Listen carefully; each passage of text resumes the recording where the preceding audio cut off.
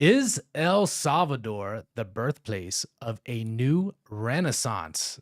That's what we're going to be exploring today. Welcome back to the show, ladies and gentlemen. My name is Michael Ruiz, I'm Jordan Herbs. and today we have an excellent show for you in store. Um, in this episode, we're going to explore why we're calling El Salvador the birthplace of a new renaissance. To be specific, a bottom up renaissance, a revival and rebirth of culture, a rebirth of an economy that's built on sound money and the society that is absolutely going to thrive over here. And this is what many people are now calling the land of the free and the home of the brave, the American dream alive here in El Salvador. And we both moved down here to participate in this bottom up renaissance. We're doing our best to explore this bottom up renaissance and to broadcast the stories through the content we make as Sovereignty Studios. That's why we are here. That's right. Yes. The Renaissance will be televised. That's kind of our motto. So we'll start by discussing what Bitcoin means when building out something like a new economy in terms of a bottom up renaissance. We'll dive into what President Bukele's administration is doing from a regulatory standpoint and what that means for a bottom up renaissance, because it could sound contradictory when you talk about a politician doing things and we're calling it bottom up, but we're going to get into that distinction.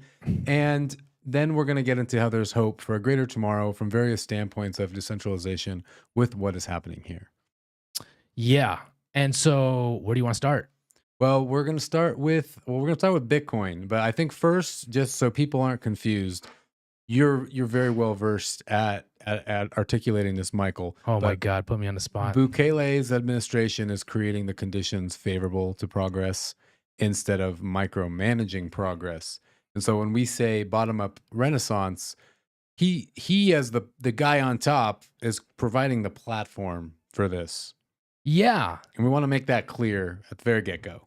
Yeah. So of course, there are some government initiatives and policies, obviously. And there's a lot of government intervention that needed to take place in order to get this country to where it's at right now, obviously, right? The whole initiative to reduce crime by going after criminals and gang members, right? That's a lot of government involvement there. But at the same time, what I see the Bukele administration doing is creating the conditions and creating a platform for individuals to bring their creative capacity and their ingenuity and their industriousness and start to build out a new El Salvador, a new economy, a new rebirth of culture. And they're not doing this with any direction from a central authority figure, right? So the way I see it is that Bukele has basically provided the platform for free markets to flourish, for individuals to pursue their hopes and dreams, their ambitions, and bring that to a reality over here in El Salvador. Yeah, you could argue the framework could be a prototype for this new paradigm, for this new era we're going into.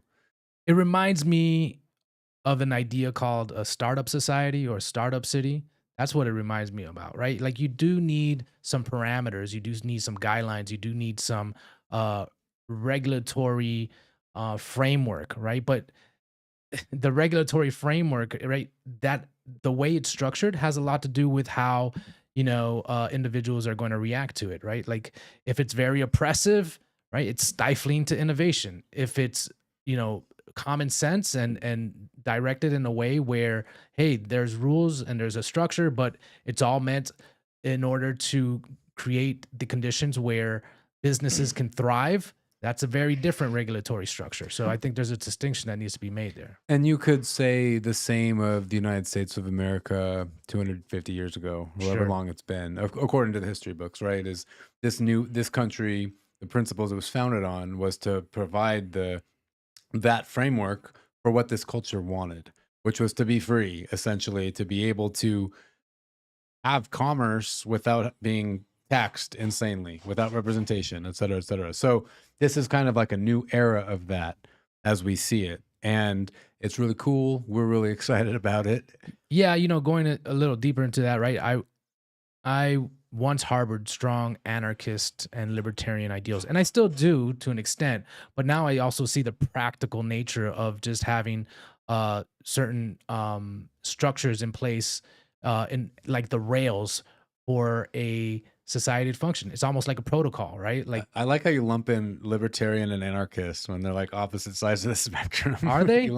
Well, I mean, theoretically, yeah. I mean, libertarians on the right and anarchist is like super left, extreme left. Well, In actuality, there's a lot of overlap. I agree, but like voluntarism, it's like a we're going to take care of it on our own. We don't need a state. I always kind of looked at libertarianism where you do kind of need a state to. gotcha. Yeah, in that case, I can see that. Yeah. But there's a saying, right? Or this is a saying in the libertarian circles is like, what's the difference between a libertarian and anarchist? It's like 6 months, Yeah. right? So it's like, it's weird. Maybe it's not different ends of the spectrum. Maybe it's just like really close together on a sphere, And so it seems far apart sometimes, but they're really, if you go the other direction, they're really close together. I like that the sphere or the circle. Yeah, I think people have a misconception of anarchism too, based on what propaganda has done. I mean, anarchy, and I like to use the term voluntarism a bit more. I guess it's Probably, kind of a yeah, different branch, but it's about like, no, we don't need a state to help us live. Like, we can do it. We can take care of it. Like, if we all need a road and the road's not working and none of us can, someone's going to take care of the fucking road. yeah. Like, we're going to do it. Like, that's how humans, we cooperate and That's we the thrive together. idea behind voluntarism, right? Yeah. But in actuality, is that the case that Well, happens? and coming from today's society, can you expect people to get off their asses and do shit? Yeah, that's a whole nother bag Yeah. of worms. Maybe a few hundred years ago, it could have been an easier sell. I always pictured like the future of where society would be headed, would be decentralized city states. And I feel like El Salvador is a kind of a prototype of that idea, right? And there are all other types of initiatives happening, but basically it's like, yeah, there's management involved, right? But if you don't like the management there, or the management goes rogue, or something happens where you're not aligned with the direction in which that city state is going, there's thousands of other ones that are going down their own path, and so it's like you vote with your feet. It's kind of also a libertarian ideal, right? Right. And so you could argue that's why we're here. That's why we're here voting with our feet. We're putting our eggs in this basket. We're investing ourselves into working into this bottom up renaissance because we think it's very important. Our deals and value. We're like, hey, this is the world needs to see this as an example. It shouldn't be limited to El Salvador. And it's still an experiment, obviously. And Yeah. we'll see where this goes. But this is really important for the future of our species on this planet. And so just to wrap up that distinction is the Bukele administration, arguably starting with Bitcoin, right, is providing this platform where then it's not up to the state to take care of things for you. No, you have to come in, you have to build, you have to do the work, we have to do the work, the communities need to come in.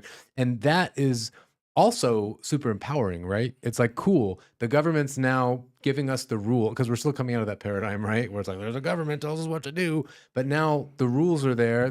It's more open and free. So we're like, okay, cool, we can actually do this stuff now. We're not going to be constrained and limited, which is essentially what the United States was founded for back then.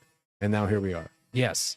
And by the way, if you hear any construction in the background, that's because they're working on the house. So Yeah, and they're supposed to take lunch the same hour we're doing this show, but today they're putting the actual roof thing on the carport, and it's going to rain today.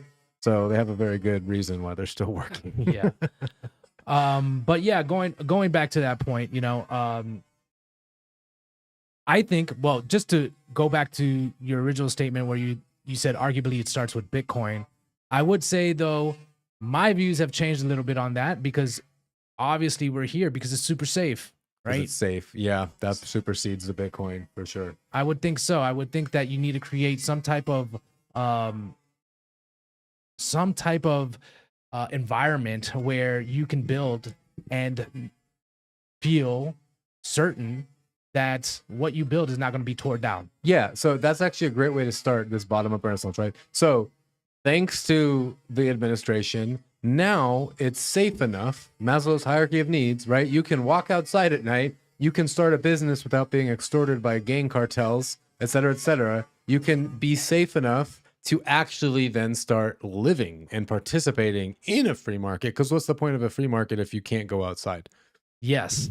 And another aspect to this conversation, which I thought of when you were talking, is that it very much feels like at least the government has your back here, right? Where in the United States, the government has almost become predatory, right? Where they're going after small farms, where they're going after local businesses, where they're just nitpicking at people. Where when you drive down the highway, you feel like there's sharks everywhere because they're trying to give you a ticket, you know, and they're trying to look for things to get you on, right? Like it's a very much like the government in the United States, I feel like is a gotcha government, right? Where over here it feels like they're much more cooperative and they got your back and like everyone's working towards a common goal, which is a prosperous society. Yeah, which goes into what we were talking about the last few episodes. Is like there's just this air of excitement, enthusiasm, and happiness here because everything's changing. The only interaction I've had with a police officer here is there was like a checkpoint. I've never even seen checkpoint. This was the only checkpoint I've seen.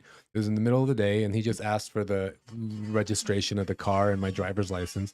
And then he's like, "Oh, Estados Unidos?" And I was like, "Yeah." He's like, "Oh, qual parte?" He's just asking me where I'm from, the United States, and then he talks to me for 5 minutes, and then we leave. Yeah, Like, it does feel very much like the police officers here are peace officers, right? And as they should be. yes, yeah. So and and yeah, so we're gonna dive into that a little more. There's a point that just escaped my head, but it's in happens. our list here. But Bitcoin is the first piece to this puzzle after the security, right? So we have the foundation for there to be any kind of renaissance, right? There needs to be safety. There Hmm. needs to be physical security, which now exists. And then after that, we could argue sound money, right? It doesn't mean everyone's using Bitcoin. It doesn't mean everyone's on a Bitcoin, but there's the potential for a parallel economy using Bitcoin here. And this is what I wanted to say was that we're saying the government, it feels like the government's not out to get you here like it is in the United States.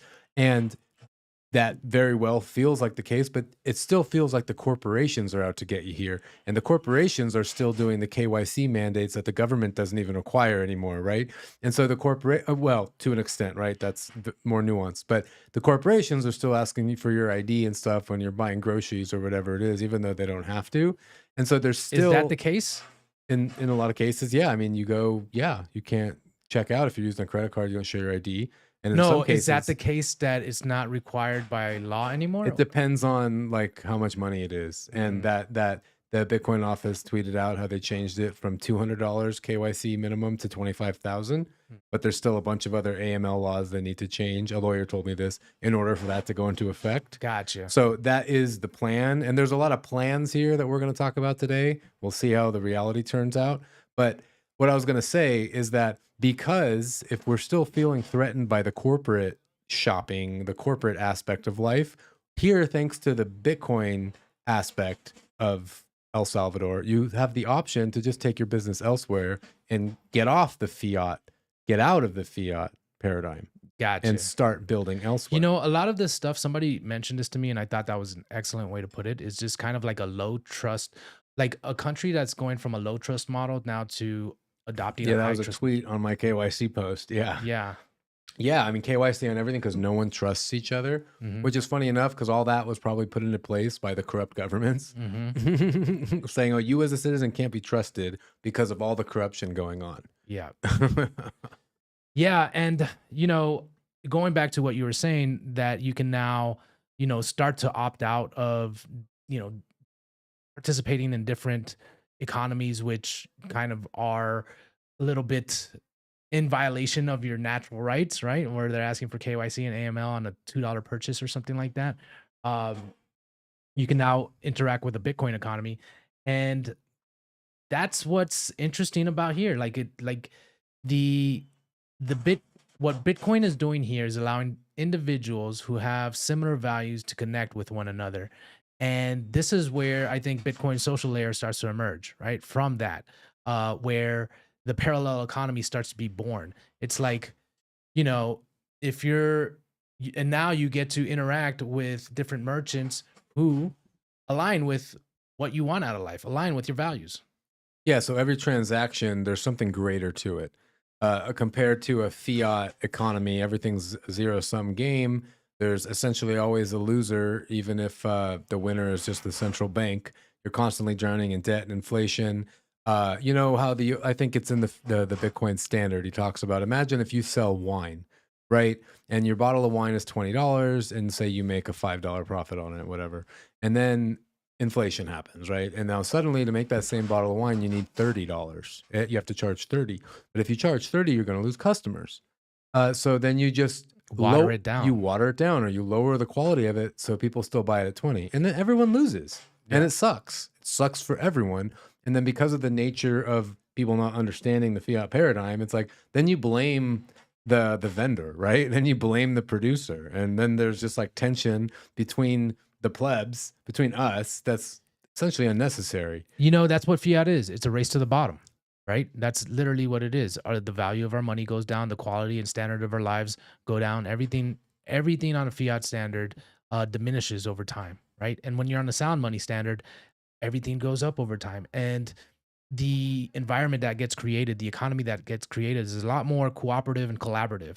And even when there is competition, it's competition that is done in a way where everyone benefits if people get better, right? It's not one of these fiat competitive environments where the objective is literally to crush your competitor into irrelevance and turn their whole life upside down. It's more like when our competitors get better, Jordan, like we're gonna benefit from their services getting better. It's because it's based on merit. Right. Yeah. Bitcoin economy is a win-win. As Yeah. long as more people are using Bitcoin, it expands Bitcoin, the network, and it makes it better Yeah. for everyone. It makes your Bitcoins more valuable. That's right. So yeah, what I see happening here in El Salvador is people starting to make connections with one another based on values and principles that are embedded in Bitcoin. So it's like you don't even have to communicate that, right? You just know that if someone's using Bitcoin, that they vibe with you on a certain level, right? To a certain extent, especially now because like to use Bitcoin now, right?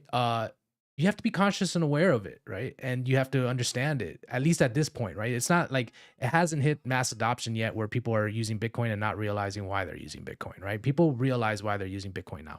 So, and people want to see the network thrive and grow. And so they're going to purposely search out for merchants and vendors that use Bitcoin and shop there instead of shopping at other places, right? To incentivize people to make the switch over from fiat to Bitcoin. It's happening all the time, right? It's a large part in what's happening in Berlin over here, right? It just naturally um it's a natural conclusion that a merchant would make is like, wow, my competition is accepting Bitcoin and they're getting all this more business because of it. Maybe I should accept Bitcoin too. Right, right. Yeah. And just yeah, so you have the shared values. It's like a community building thing. There's been a bunch of Bitcoiners moving sales that I've gone to recently as we're stocking up our house, and it's just cool to meet people out of nowhere and know I can pay them with Bitcoin, and you automatically have like some lines of conversation. You already know you share certain values, and yeah, everyone's working towards this common goal. And alongside all of that, I heard this on Peter McCormick, who, by the way, the show's stopping, I guess, the What Bitcoin Did show. But uh, Bitcoin helps people learn to save and be more conscious with how you're spending money, especially once you know, oh, Bitcoin's going to go to the moon one day. Like it just changes the way you do money, right? There's a lot less waste, I guess. You're a bit more less degen. I mean, maybe not with everyone. But yeah, I mean, I've thought about that before too. It's like who I spend my Bitcoin on is like a very special thing because this is Right, precious and rare Bitcoin that I'm right, giving away. And it's like, just gotta I, I feel like it's also a life force, right? It's like a vessel, a container for your life force. And it's like, okay, I'm giving a piece of my life away. I mean, not to get all like woo woo and spiritual about this, but there is a very spiritual aspect of money, right? And it's biblical. It's in the Bible. It's referenced so many times. There's a few Bitcoin Bible books that just talk about that and says like, yeah, like Christians, for instance, should actually think about the nature of money very deeply because not only it's in the Bible, right? and we're like commanded to use equal weights and measures. And it's almost like fiat is a sin. And so, yeah, like who you spend Bitcoin with, that network that forms, that economy that forms around you, I think is it goes way deeper than just buying and selling. Yeah. Yeah, that's a rabbit hole about money because there's also the question of like scarcity versus abundance, right? Like there's a scarcity of Bitcoin, but then on a personal level, it's like I believe we should always look at, well, I'm just in abundance. So I'm spending it, but it's going to come back, right? Hmm. Maybe you don't know how, but anyway, that's another conversation. Maybe that would be a good show topic. We should write that down for another time. Sure. But anyway, so this whole conversation is exactly why this is all like a healthy discussion, a healthy overview of what happens when you have that like second to the bottom base layer of a bottom up renaissance with sound money. Well, and you think about it because of that, right? Like, who is El Salvador attracting? It's going to attract those people that want to build on a sound foundation. And so, you know, these people are deep thinkers. These people are creators. These people are builders. They're entrepreneurs. And so, bottom up renaissance, the idea of a renaissance and a cultural revival is, this idea that there's going to be a Cambrian explosion of all types of innovation that occurs over here in all different forms, from music to architecture to um to entrepreneurship, like businesses being built and just different ways in how we do things and think about things. And that's what I see Bitcoin that's the role I see Bitcoin having here in that bottom up renaissance. Yeah, I hope it's been a chore for me to I have not been able to find anyone to jam with music-wise. It's And then coming. architecture, I still see a lot of this kind of lame square, but yeah, I hope it is coming, and I do believe it is coming. Well, again, it's gonna take decades in my opinion, but you already see it here. We're here. We're doing a podcast over here. We're doing a show. We're hosting events. You're bringing your musical talents and then also your creative talents down here, right? That's going to attract more people, Right, and right. more people are who are living on the Bitcoin standard. Like you said, their time preference is different. What they find fulfillment in is different, right? They're not looking for this instant gratification, but they're looking to actually put their heart and soul into something and provide something of value to the world. Like that's the people that El Salvador is going to attract. And when that happens, it's only a matter of time before that energy starts to really shape and change the cultural landscape here. You know what's cool is I've talked to a few people that came here and became Bitcoiners here. Hmm. They came for other reasons. You know, they heard what was going on and they weren't even into Bitcoin. They became Bitcoiners here. And so when you think of this Renaissance idea of like, imagine people start coming down for music or architecture or whatever we want to say. The AI people from Google, right? People come and then they become Bitcoiners because that's just part of the Renaissance, Yeah. right? It's just part of it. You start experiencing all of it, and you get this, I guess, enlightenment from being exposed to these new ways of looking at things, these new ways of living. Yeah. Yeah. It's contagious. Definitely. Yeah. So back to so that's the Bitcoin. That's the Bitcoin layer. And then you could say after that, perhaps, I mean, we haven't really flushed this out, right? But you got the security, you got the sound money, and then at the moment, you got an administration that's very supportive of more like decentralized policies and creating more options for decentralization. And we have a few examples of that. So obviously there's Bitcoin, which is fuck you money, right? You can control it. The bank can't freeze it or take it away. And then you got them removing or at least suspending a lot of taxes and tariffs for tech companies for like Food. infrastructure. We'll get to that, but like there's AI companies, tech companies. If you're doing like solar stuff, energy stuff, there's a 0% import tax, right? And Google this if you want to learn more, but they're very, very progressive in these policies. So if you want to start a startup here, you can essentially import all the equipment you need at a 0% tax, which is crazy in Latin America, Yeah. especially anything technological. Yeah. Yeah.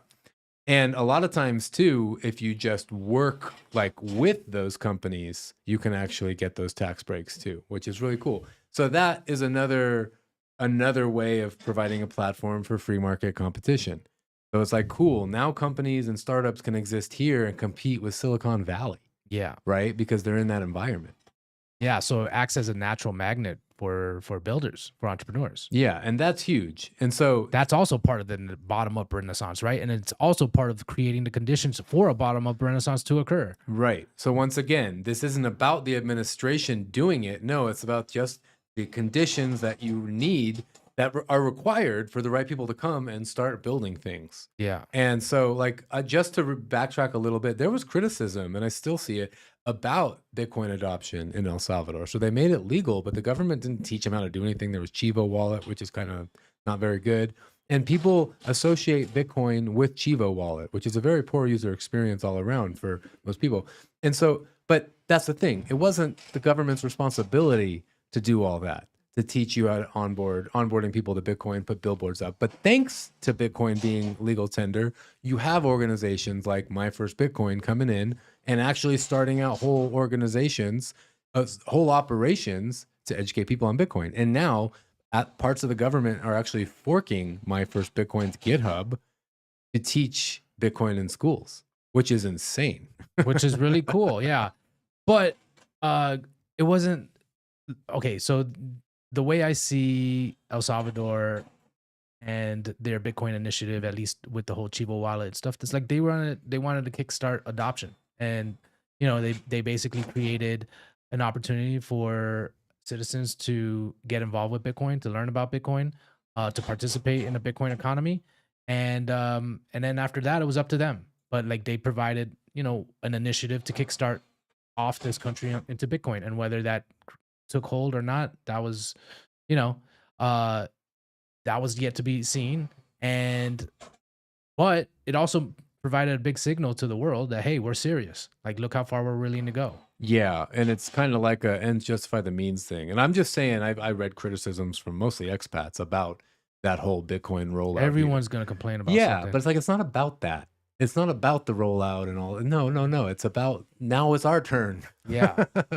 Now it's our turn to do it. And people are doing it. And more people will be doing it. Hmm. It's a beautiful thing. So you mentioned food. So Bukele just announced, I think last week, plans to suspend many food tariffs, like basic food items. I think there was a 116 basic food items. And it's a 10-year suspension. So I guess it's not a removal. But I wonder if that's something that they got to do where it's like, we got to tiptoe our way to freedom or something like that, where it's like we can't make these big broad changes so quickly. Like, it's too much of a shock. We're going to have to like go at this slowly, chip away at this slowly. well, I think, and I've thought about this a lot, and I'm no expert at all in any of this, but like, well, he mentions here that zero tariff policy would also apply to animal feed, fertilizers, insecticides, herbicides, and other agricultural inputs. So the thing is that like so much food in El Salvador, like bare necessities, like all the meat, right, is like imported from Nicaragua. Mhm. Like it all comes from somewhere else. And so the whole point is like, how can El Salvador start growing its own food, like making its own food so it can be secure in its food supply? Because you Yeah. never know what's going to happen. And that's one thing I always appreciated about like Argentina, which was very close to communism for a long time until recently. And now it's being like deregulated. But everything came from Argentina. Everything you buy to consume there was from Argentina. And if it wasn't, it was super expensive. And that country's so big, people found ways to manufacture it locally. And I always thought that was really cool. That goes a lot into national security, right? If your food is grown locally and that can sustain a large part of your population, you're less reliant on other nations. And so, yeah, that's interesting. It's super important. I mean, food is a base layer of of living as well, right? You Yeah, got I mean, security and food. That's right down there below sound money, right? there's a Henry Kissinger quote that goes along those lines. I don't know it verbatim, but basically the idea is like you want to control a country, right? You control their food supply. Yeah, right. Yeah. And that's the thing about the United States now is like, sure, there's lots of food, but like most of it's just like fake processed, super unhealthy. It's killing people. It's giving kids diabetes, before they're 10. Yeah, I see the United States as kind of the ground zero of the fiat empire. Hmm. And so you would expect a lot of the cultural decline and all the negative consequences that come from an empire built on fiat to manifest itself first at the center point, which is the US. Yeah. And so whether it's too late or not, time will tell. And then the last part about the food thing is, yeah, these farmers markets. So people criticize, oh, price controls, blah, blah, blah. But no, you don't have to go, and these farmers don't have to sell there either. So there's these farmers markets where the local farmers come and they sell their wares at a certain price. So onions are this price, everything is this price. And they're great prices. And it means you don't have to go to the grocery store anymore. You don't have to go to these corporate places where yeah, they do mark it up quite a bit. And then at these farmers markets, it's local. You know what? I don't know enough about that and everything that occurred there. Let me see if I can do a rundown. You can tell me if I'm correct. But basically, because El Salvador imports a lot of their food, right? There's kind of a monopoly that's formed between the wholesalers here, right? The exporters, the importers, the distributors. Yeah. Yes. And when there was these rains that occurred about a month ago from, I think, a tropical storm or something like that, that wiped out a lot of the local farms, uh, they jacked up the price of food, n- um, gr- vegetables, fruits, and so forth, right? Um, and here in El Salvador, I don't know what the average salary I is. think I was reading that tweet by Cubby. Shout out to Cubby. $14 a day Okay. is the average. And he laid it all out very well. And he's saying, like, even if they now have to pay 14.50 a day, it's just like, Yeah, they're very sensitive to price well, they don't fluctuations. have access to credit here. No one has substantial savings, right? A lot of businesses like pupuserias or whatever on the street are owned by the grandmother, and the mother works there, and the daughter's, eating thanks to them. It's like you can't just fire your daughter to make ends meet. You know what I mean? Yeah. Like it's really complicated. And so when things just go up a dollar for a lot of the population here, it fucks everything up, and Mhm. people can't eat, or people have to sacrifice, things they shouldn't have to sacrifice. Mhm. And that's all essentially thanks to corporate greed, which Yeah. is which is the So, argument here. I guess the idea here is that he's not controlling or micromanaging the economy. He's controlling corruption and greed. And it's like it loops back to what we're saying about Bitcoin, right? These farmers markets are creating another option. So you can opt out of that one and do this one. I want to pay the farmers directly. Great. I mean, they wouldn't show up if they wouldn't show up if the price wasn't right for them to grow the food, right? So I mean, maybe I'm naive about something here or ignorant. So, maybe someone can correct me if I'm wrong there, but like I'm pretty sure they can opt out. They're just they have an opportunity to sell there at the good price, and you have an opportunity to go buy there at the good price, and boom. Great. You don't have to go there anymore. So it's like the same thing with like Bitcoin offers you a way to not have to use fiat. Great. You don't have to go there anymore. And Yeah. so that's what the administration seems to be doing. Hey, you don't have to go there anymore. And they're not going to get all communist about it. And like, oh, hey, the super selectos, you can only charge this. Like, no, I'm just going to give the people an option to go somewhere else where they don't have to pay your exorbitant prices. Yeah. Is it like facilitating a free market then, or a competition in a market? Would you say that's I would what's say it's happening? it's at least offering opportunity for there to be You competition. know, we should start getting guests on here that can like break this stuff down for us, right? Oh, So totally. that'd be Yeah. super cool. Yeah. Yeah. Well, we will as soon as we're optimized for guests. We're almost there. Yeah, we're almost That's the there. next step. If you want to be a guest on the show and you think you could add value to the conversation, hit us up. Yeah, I mean, we have a general understanding of a lot of this stuff, but we're definitely by no means experts or, well researched into any of it. So we're eager to Yeah. learn Yeah. and share it. So the last thing we've got here is about health sovereignty. Mhm. And this, more than anything, is all based on like, what we're reading online. So Dr. Jack Cruz has been working with Bukele, the Bukele administration, about this new medical freedom law, Mhm. which is supposedly, in the ratification process. And basically, it highlights protections for patients and medical practitioners against government overreach. So essentially, to not allow something like COVID to happen again. So the proposed law safeguards research scientists as well, whose findings or views may diverge from those of mainstream experts. So this is all like really revolutionary in a sense, because as free as we thought we were in the United States, if you worked for the federal government for a time, you were mandated to get an experimental injection, which is just insane. And so here from what this sounds like, they don't want to allow any possibility of that to ever happen again. It's going to be ratified as law. So that's really cool. Another rumor through Dr. Jack Cruz is that they will start subsidizing coconut oil production and make seed oils illegal, which we've talked about this around this table before. And we're like, how the hell are they going to do that? But once again, the fact that it's even a rumor out there is pretty encouraging. Like, Interesting. that would be really cool if they could make it work. I don't see how it will work, but that would be really cool. Yeah. Yeah, and I don't know how I even feel about it either. But you know what? It's beyond my scope of concern, you know. But it's like you said, it's an indication of where things are going, right? Like you know, the platform for money sovereignty, this platform for being able to build, the platform for um, you know, taking control of your health. It's all looks like it's in the works, and that's very encouraging. The trajectory is very encouraging.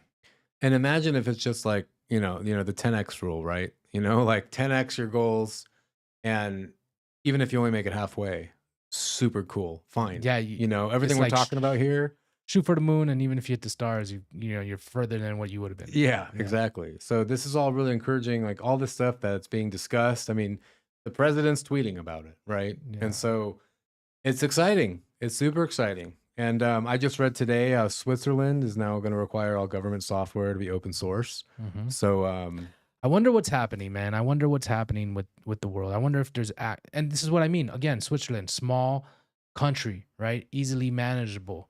Not this whole vast, expansive land with different geographies like the United States, right? mhm, Like I much prefer the idea of the United States being 50, right? Separate states, right? several countries, yeah, Yeah, like basically what the idea was at the beginning, right? It was a republic, and with like a shared military, right? yeah, something like Yeah, that. And then somehow it just got swallowed up by this big corporate, you know, fiat amorphous blob. yeah, all the federal government. Yeah, Yeah, yeah, so basically, right? The and history of the United States is just the federal government taking more and more power. that's right, that's right. Over the states, even to this day, trying Yeah. trying to push their bounds as far as how far they can go, right? And then that all comes into a central figurehead, Washington D.C., and the whole political apparatus over there. And all of a sudden, our lives are being controlled by people we have no connection to. You know? Yeah. Well, at least they're trying to control them, right? We can still say no, but there might be consequences.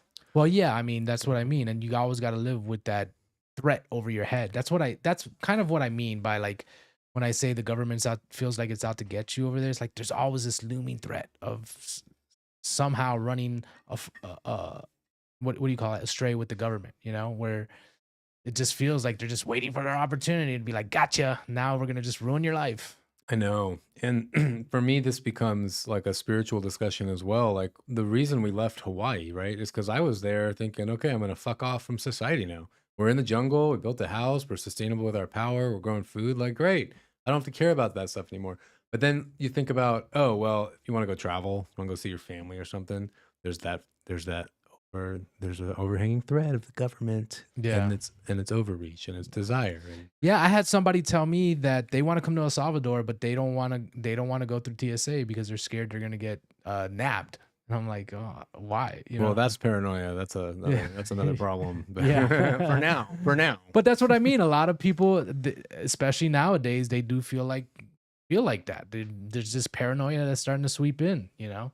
Oh, there's a cloud of fear and paranoia just over that whole country. That's the amorphous blob. It's Yeah. just hovering over everything, and you feel it when you leave. You're like, oh, great. I'm at peace. Like Yeah. I'm not worried about every little thing now because I'm not there. Yeah. Yeah.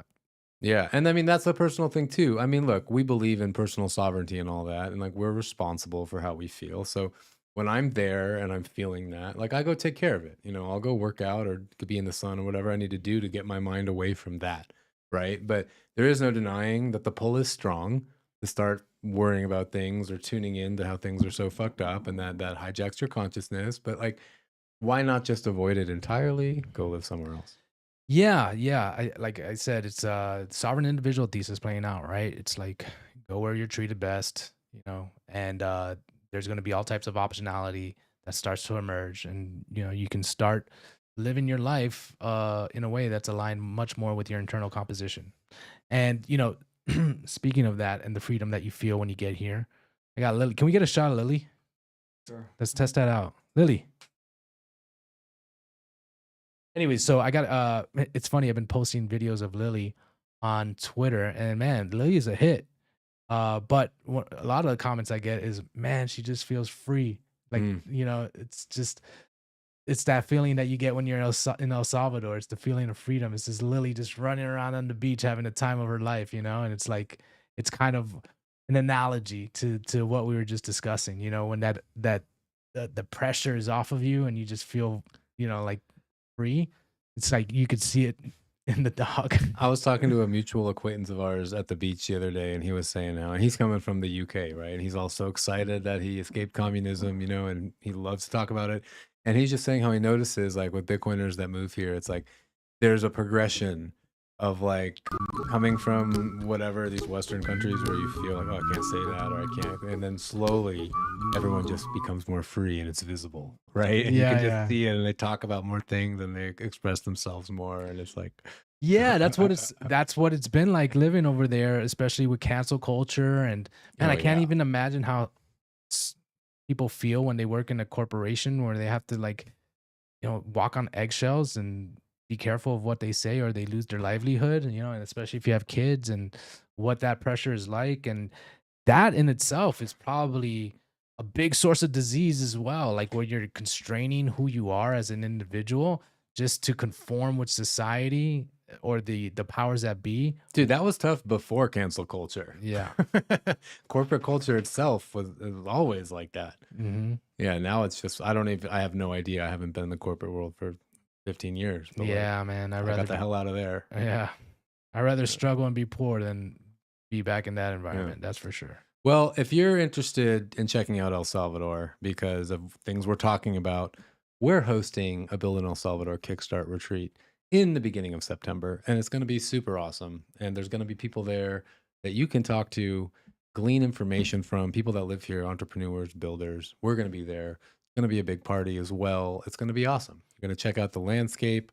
You're going to see, you're going to be able to see if you want to keep moving forward to moving to El Salvador. It's going to give you clarity, Yeah. right? A lot of thoughts are ruminating through people's heads. We see it all the time through the DMs, through the comments on Twitter, and And we were the same. yeah. We were the same. That's why we came here in December. Like, do we want to move to El Salvador? Maybe we should check it out. Blah, blah, blah. And it turned out to be like 5, 6, 7 trips for you, 4 trips for me. But we've tried to condense all that down to one trip so you can get as much information as possible to make an informed decision on if this is for you. And have a fantastic time and connect with the network down here, and meet a bunch of cool people, friends for life, possibly. Yeah. Yeah, that's the idea that we have. Can't wait to bring this about and see what comes about. It's It's gonna be gonna be fun. amazing. Yeah. Yeah. Check out sovereigntystudios.com to sign up for the newsletter and or the community. That's where we're gonna be putting forth the details first in the community. And we look forward to seeing you there. We look forward to hearing from you. Thanks for tuning in. Anything else? That's it. Have a great day, people. We'll see you tomorrow. See you tomorrow. Peace.